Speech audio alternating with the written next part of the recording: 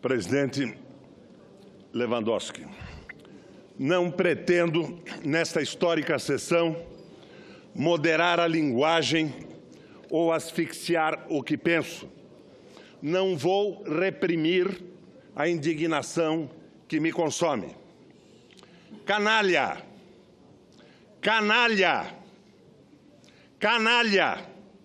Assim, Tancredo Neves apostrofou Moura Andrade, que declarou vaga a presidência com Jango ainda em território nacional, consumando assim o golpe de 64.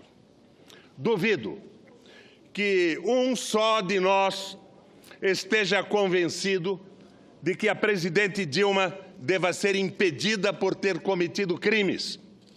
Não são as pedaladas ou a tal irresponsabilidade fiscal que a excomungam. O próprio relator da peça acusatória praticou-as à larga, só que lá, em Minas, não havia um providencial e desfrutável Eduardo Cunha, e nem um centrão querendo sangue, salivando por sinecuras e pichulecos. A inocência do relator é a mesma de Moura Andrade declarando vaga à presidência. Ah, as palavras de Tancredo coçam-me a garganta. Este Senado está prestes a repetir a ignomínia de março de 64. O que se pretende? Que daqui a alguns anos se declare nula esta sessão, como declaramos nula a sessão que tirou o mandato de Goulart, e peçamos desculpa à filha e aos netos de Dilma? Tudo bem. Se mesmo sem culpa esta casa condenar a presidente, que cada um esteja consciente do que há por vir. Que ninguém depois alegue ignorância ou se diga trapaceado porque as intenções do vice que quer ser titular são claras, são solares. Vejam só alguns casos exemplares. Desvincular o reajuste das aposentadorias e pensões do aumento do salário mínimo.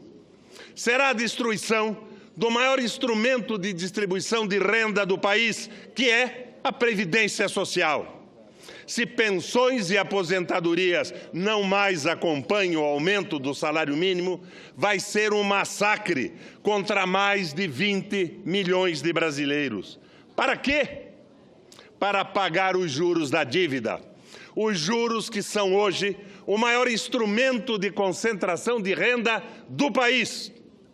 Rever direitos e garantias sociais acumulados ao longo dos últimos 80 anos. Especialmente direitos e garantias previstos na CLT. Impor como pedra de toque dessa revisão o negociado sobre o legislado, senador Paim. Eliminar tímidas conquistas na área da igualdade de gênero. Congelar por inacreditáveis 20 anos as despesas correntes e de investimento da União, excetuando-se as despesas financeiras com o serviço da dívida pública.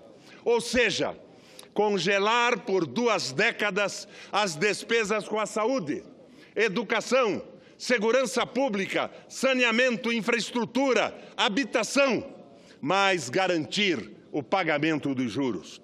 É como proibir por 20 anos, que por 20 anos nasçam crianças, que jovens tenham acesso a escolas, que os brasileiros envelheçam ou fiquem doentes, e assim por diante. É espantoso que algum ser humano tenha um dia concebido tamanha barbaridade. E mais espantoso ainda que algum ser humano, senador ou senadora do Brasil, possam aprovar isso.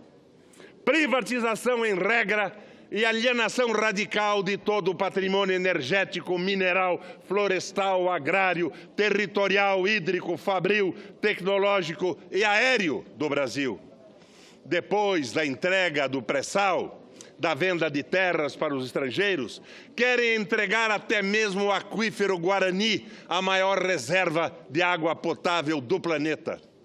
O desmatamento do país, o esquartejamento de nossa soberania e a submissão aos interesses geopolíticos globais gritam, berram, expõem-se à vista de todos. Tudo bem, se as senhoras e os senhores concordam com a redução do Brasil a um medíocre Estado associado, outro, Porto Rico, que se sintam servidos. Não será a primeira vez que os abutres e os corvos caem sobre o nosso país, retalhando, estraçalhando, sugando. Esta combinação explosiva de entreguismo com medidas contra os aposentados, os assalariados, os mais pobres, contra direitos e conquistas populares, alimentam as contradições de classe, em consequência, a luta de classes. As senhoras e os senhores estão preparados para a guerra civil? Não. Entrincheire-se, então, porque o conflito será inevitável. O povo brasileiro, que provou por alguns anos o gosto da emergência social, não retornará submissamente à senzala. Os dias de hoje, esses infelizes dias, lembram-me outros dias também dramáticos e decisivos. Os dias de agosto de 54. Assim, leio trechos da Carta Testamento de Vargas, porque nela se reproduzem os dramas de agora. Mais uma vez, as forças e os interesses contra o povo coordenaram-se e se desencadeiam sobre mim. Não me acusam, insultam-me, não me combatem, caluniam e não me dão o direito de defesa.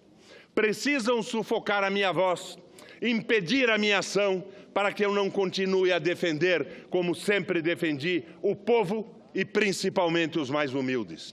A campanha subterrânea dos grupos internacionais aliou-se à dos grupos nacionais revoltados contra o regime de garantia do trabalho. Contra a justiça da revisão do salário mínimo se desencadearam ódios. Quis criar a liberdade nacional na potencialização das nossas riquezas através da Petrobras. Mal começa esta a funcionar, a onda de agitação se avoluma. Tenho lutado mês a mês, dia a dia, hora a hora, resistindo a uma pressão constante, incessante, tudo suportando em silêncio, tudo esquecendo e renunciando a mim mesmo para defender o povo que agora se queda desamparado. Nada mais vos posso dar a não ser o meu sangue. Se as aves de rapina querem o sangue de alguém, querem continuar sugando o povo brasileiro, eu ofereço em holocausto a minha vida. Escolho este meio de estar sempre convosco. Quando vos humilharem, sentireis a minha alma sofrendo a vosso lado. Quando a fome bater à vossa porta, sentireis em vosso peito a energia para a luta por vós e vossos filhos. Quando vos vilipendiarem, sentireis no meu pensamento a força para a reação. Meu sacrifício vos manterá unidos e meu nome será vossa bandeira de luta. Cada gota de meu sangue será uma chama imortal na vossa consciência e manterá a vibração sagrada da resistência. Esse povo, de quem fui escravo, não mais será escravo de ninguém.